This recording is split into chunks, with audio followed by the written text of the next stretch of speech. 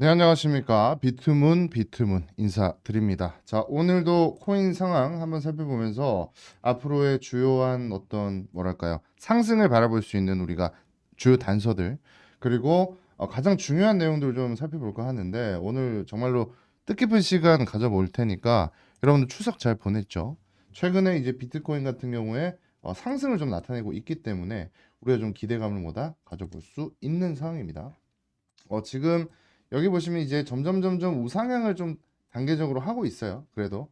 근데 지금 제가 이렇게 레인보우 이렇게 줄 쭉쭉쭉 꺼놨죠.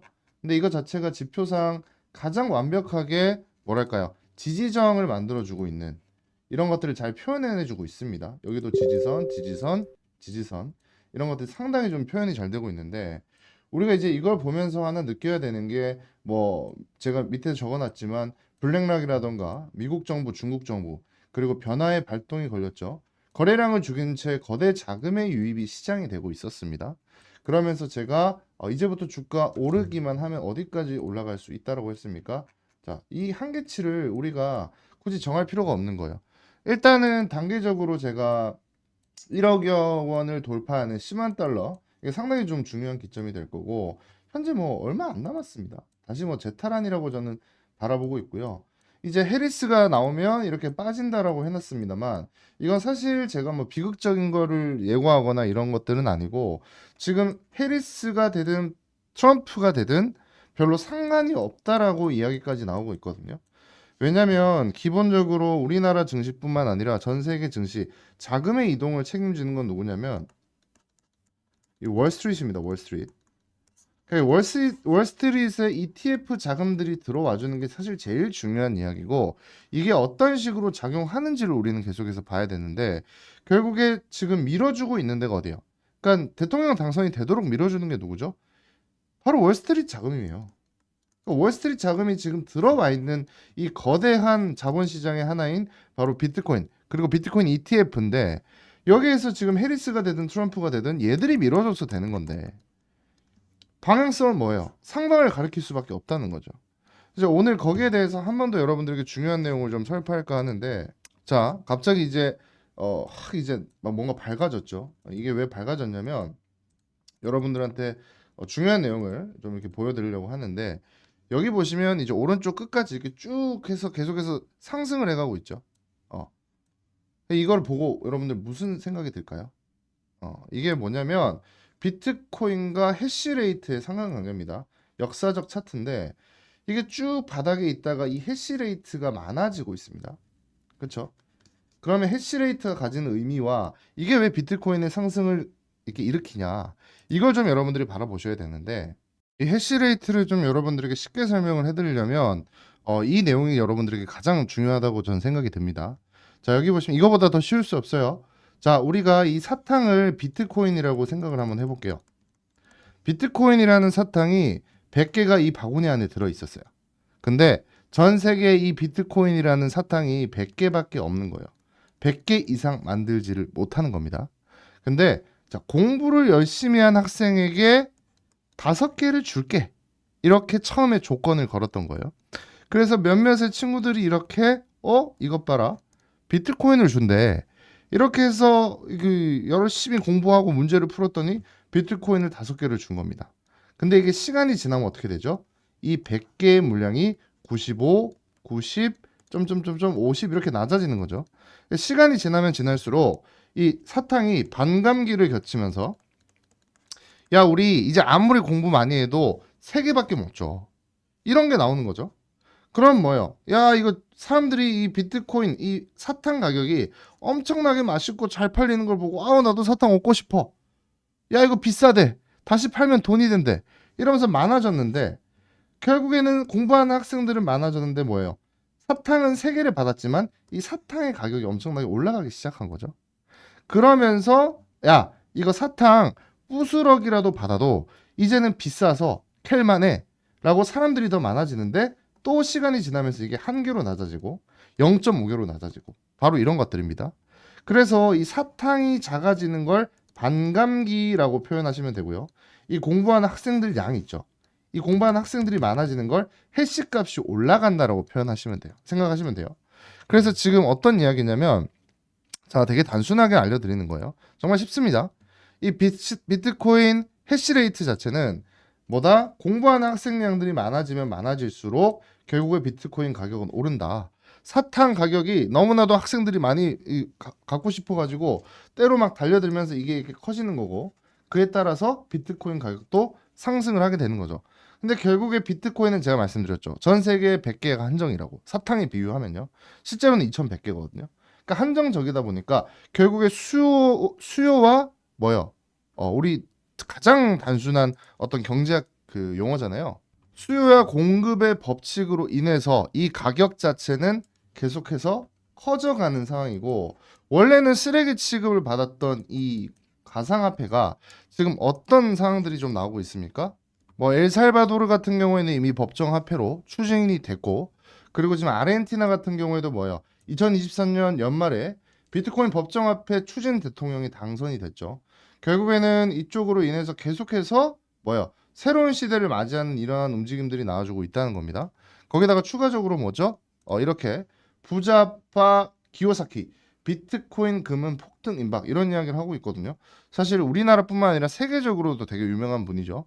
그러니까 뭐 부자 아빠 가난 아빠 이제 투자를 해라 이런 이야기였는데, 여기 보시면 페드의 금리 인하 조치가 가격 상승 촉매제로 작용할 것이다 이렇게 나오고 있습니다. 그러면서 우리가 비트코인의 연관성을 한번 살펴보자면, 자, 이게 정말 중요한 내용인데 비트코인과 센트럴뱅크 밸런스 시트 그로스랑 이렇게 연관성을 지어 본 거예요. 비트코인 이렇게 움직이고 있고 센트럴뱅크가 뭐예요? 이렇게 이거는 이제 반감기를 뜻하는 겁니다. 이렇게 지금 나오고 있는데 이 밸런스 시스는 결국에는 예금이라던가 이런 내용들이겠죠. 그래서 이거를 제가 그 오늘 며칠 전에 이제 트위터에 올라온 내용을 여러분들에게 번역을 해드리자면, 일단 비트코인의 강세 주기를 살펴보면 강세 주의 요인은 뭐냐면 보상 반감도 있지만 중앙은행의 통화 공급 정책, 이것도 하나를 꼭 살펴봐야 된다. 전혀 무시해서는 안 된다라는 이야기가 나오고 있습니다. 자, 일단은 M1이라는 게 있고 M2라는 게 있는데, M1은 뭐냐면 자, 통화 공급 외에 저축 계좌와 단기 예금도 포함이 됩니다. 저기 죄송합니다. M1은 특정 시점에 어떤 경제 상황에서 유통되는 현금과 수요 예금의 총액을 말합니다. 그러니까 보다 캐파가 크겠죠. 근데 M2는 뭐냐면 통화 공급 외에도 저축 계좌, 단기 예금이 이에 포함돼요. 그러니까 M2보다는 M1이 통화 공급에 더 광범위한 정의를 나타내는 거고, M2는 뭐예요? 실질적으로 현금으로 바로바로 전환될 수 있는 유통될 수 있는 통화량, 이렇게 바라봐도 전혀 지나치지가 않다는 거죠. 자, 그러면서 머니 서플라이를 우리가 한번 살펴보자면 바로 이런 내용들을 볼 수가 있거든요. 자, 이 지표가 너무나도 중요한 게 우리 코로나 때 양적 완화를 진행하고 이러면서 정말로 비트코인이 엄청나게 상승을 했습니다. 그죠? 그러니까 저금리와 현금을 풀었던 이런 내용인데, 그러니까 페드의 이자율 인상이라던가 비트코인 가격 자체가 상당히 중요했던 게 2022년 3월이에요. 이자율 인상 프로세스를 진행을 했고 이제 위험한 자산에 대한 일반적인 매도가 발행을 했습니다. 그러면서 2022년 1분기에 48,000달러까지 갔던 비트코인 가격은 뭐예요? 16,000달러대로 하락을 했죠. 그러니까 이게 어떻게 지금 다 진행이 되냐면 페드의 대차 대조표와 축소와, 그리고 페드는 금리 인상 외에도 대차 대조표를 축소하기 시작했어요. 그러니까 대차 대조표 축소를 어렵게 생각하실 필요가 없는 게, 대차 대조표 축소는 시장의 유동성을 감소시키는 겁니다. 제가 아까 제일 처음 말했죠. M1이라는 더 큰 개념에 있어서 훨씬 더 많은 돈들. 그러니까 결과적으로 이런 상관관계는 지금 진행이 되고 있다는 거예요. 근데 지금 다시 뭐가 되고 있죠? 금리를 떨어뜨리는 이야기들이 나와주고 있습니다. 만약에 금리 인하가 지연되고 이러면 비트코인이 사라지는 걸까요? 아니에요. 우리가 이제 테이퍼링을 거치면서 결국에는 거시 경제가 비트코인에 영향을 주게 됐고, 그러면서 ETF라는 새로운 자금들이 몰려들기 시작했고, 이건 앞으로 계속해서 상승 가도를 달릴 수밖에 없는 여러 가지 시그널들이 나오고 있다는 겁니다. 자, 그러면서 추가적으로 하나만 더 살펴보겠습니다. 바로 이 내용인데요. 여기 한번 보시면 이제 IBIT FBTC, GBTC 여러 가지 이제 ETF들이 나와 있는데 이런 ETF가 어떤 것들이냐면 이거 블랙록이죠. 그러니까 여기에서 여러분 1등부터 그냥 줄 쭈르륵 세우면 이거 대부분 어디 거다? 그냥 블랙록뿐만 아니라 전 세계 최고의 투자은행이죠. 이것뿐만 아니라 그냥 미국의 월스트리트에서 돈을 쓸어 담고 있다라고 생각을 하시면 돼요. 그러니까 월스트리트는 뭘까요? 절대 무너지지 않는 자금을 만드는 거죠. 근데 이 친구들이 이렇게 거대 자금을 지금 처음 초반에 지금도 초반입니다, 여러분. 이걸 보유하는 이유가 뭘까요? 제가 아까 말씀드렸죠. 이 통화량은 조절이 가능한데 가상화폐는 그게 가능합니까? 불가능합니까? 불가능하다는 거예요. 그래서 지금 선제적으로 들고 있으면서 앞으로 이 가격이 비싸지는 금과 같은 원리를 이용을 하는 거거든요. 그러면서 여러분들이 꼭 살펴봐야 될 내용 중에 하나가 뭐냐면 요번에 비트코인을 돈으로 그러니까 진짜로 뭐 사 먹고 이런 거 그러니까 현물 이 화폐처럼 사용하는 것들 이런 것들을 여러분들이 좀 봐야 되지 않겠습니까? 얼마 전에 바이든이 트럼프가 뭐 했냐면 지금 이렇게 ETF와 더불어서 실제로 맥주를 사 먹으러 가요. 여기 보시면 Trump becomes the first president to pay in Bitcoin. 그러니까 무슨 뜻이냐? 이거 좀 야한 게 나오네요. 네, 제가 뭐 의도한 건 아닙니다. 이런 거 보지도 않고요. 죄송합니다. 네. 여기 보시면 지금 비트코인으로 이렇게 햄버거 사 먹어요. 햄버거. 여기 이제 비트코인으로 결제가 가능하다는 거죠. 그러면서 지금 비트코인 이 가상화폐에 대한 관심도라던가 지금 자기 자신의 정책 방향을 제대로 좀 드러나고 있다. 이렇게 꼭 좀 생각을 하시면 될 것 같아요. 그래서 저 비트문은 여러분들에게 이런 내용들을 좀 더 디테일하게 설명을 해주면서 가장 우리가 중요하게 잊지 말아야 될 내용들에 대해서 다시 한번 좀 짚어드리고 있습니다. 그리고 이제 제일 중요한 건 이제 도미넌스인데 이제 테드 도미넌스 US 달러죠. 이게 이제 앞으로 줄어들면 뭐예요? 당연히 반대로 디커플링입니다. 이제 비트코인 같은 경우에는 상승을 하겠죠. 이거는 늘 이제 디커플링을 하거든요. 그러니까 최근에 뭐예요? 이 테더 도미넌스가 빠지니까 비트코인이 올라가잖아요. 그죠? 되게 단순한 논리입니다.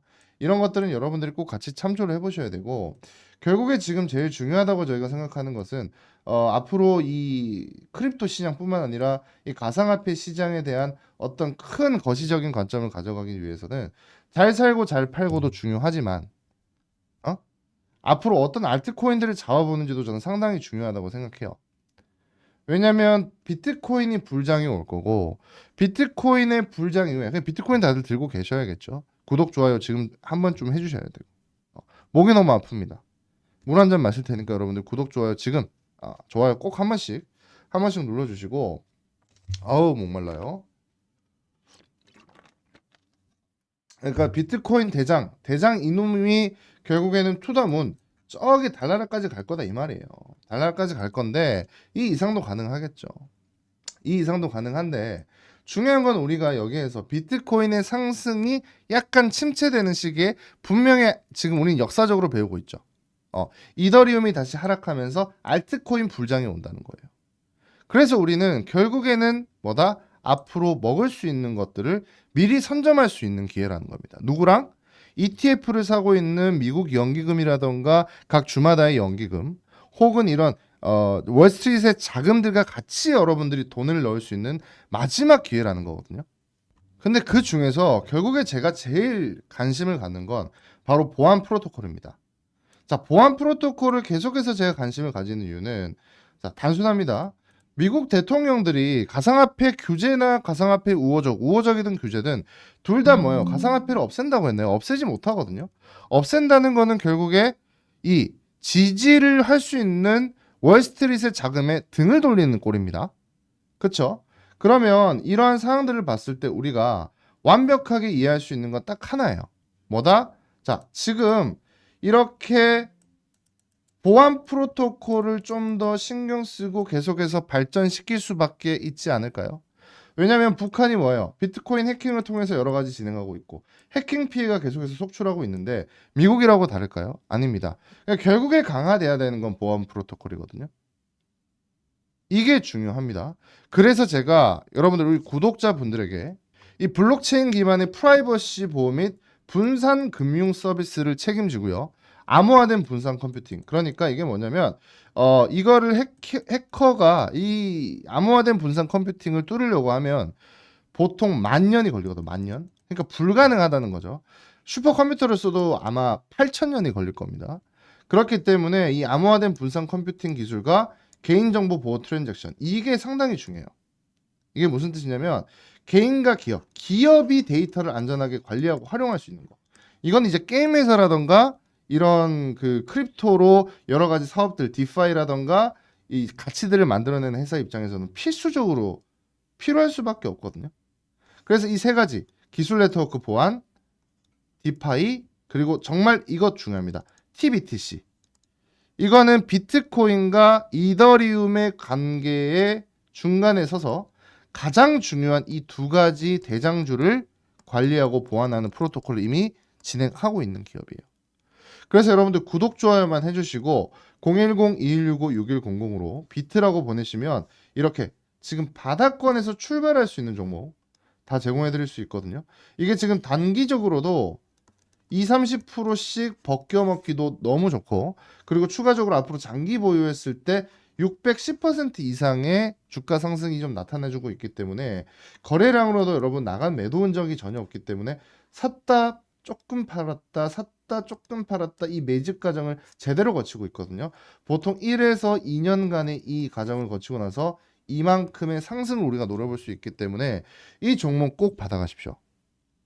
여기 010-2165-6100으로 비트라고 두 글자 문자 보내시면 이 비트문에게 이 종목 받고 싶다. 이 이더리 업비트에서도 거래 가능하고 빗썸에서도 거래 가능한 이 뭐예요? 코인 하나 받고 싶다. 그리고 20-30% 상승 가능한 종목들도 받고 싶다는 걸로 알고 제가 무료로 다 드리도록 하겠습니다. 단 여러분들 구독, 좋아요는 꼭 해주셔야겠죠. 여러분들의 손짓, 문자 한 번이 여러분들의 코인 계좌 필히 달라질 수 있게 될 겁니다. 지금까지 제가 분석하는 것들을 여러분들이 들어봤을 때 분명히 가당치 않은 내용을 하면 지금까지 듣고 있지도 않으셨겠죠. 가장 쉬운 이 해시 태그, 이 해시에 대한 기본적으로의 개념과 그리고 추가적으로 M1, N2 통화량에 대한 개념들을 생각해 봤을 때 앞으로 다가올 대세 시장을 저와 함께 하셔야 되고요. 이런 종목들도 절대로 놓치지 않고 받아보셔야 됩니다. 자, 오늘 비트문 여러분들과 함께 했고요. 다음 시간에도 중요한 내용들 여러분들에게 잘 전달해 드리도록 하겠습니다.